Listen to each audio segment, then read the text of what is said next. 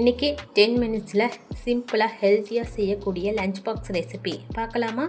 அதுக்கு வாஷ் பண்ணி வச்ச சோயா, சின்ன துண்டு இஞ்சி, 1/4 டீஸ்பூன் சோம்பு எல்லாம் சேர்த்து கொரப்பாக அரைச்சிக்கோங்க. அதை தனியாக எடுத்து வச்சிடணும். அதுக்கப்புறம் கடாயில் எண்ணெய் ஊற்றி வெங்காயம், தக்காளி எல்லாம் சேர்த்து நல்லா வதக்கி விடுங்க.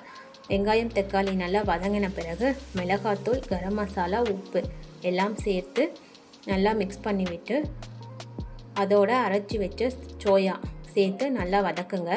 அதோட பச்சை வாசனை போன பிறகு ஒரு முட்டையை சேர்த்து நல்லா வதக்கணும்.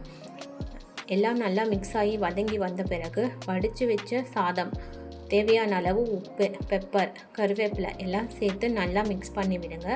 இப்போ டேஸ்டியான சோயா எக் ரைஸ் ரெடி. இதுதான் என் பையனுக்கு லஞ்ச் பாக்ஸ்க்கு ரெடி பண்ணேன். இதோட தொட்டுக்க பொட்டேட்டோ ஃப்ரை ரெடி பண்ணேன். கண்டிப்பாக நீங்களும் வீட்டில் ட்ரை பண்ணி பாருங்கள். எப்படி இருக்குன்னு கமெண்ட்ஸில்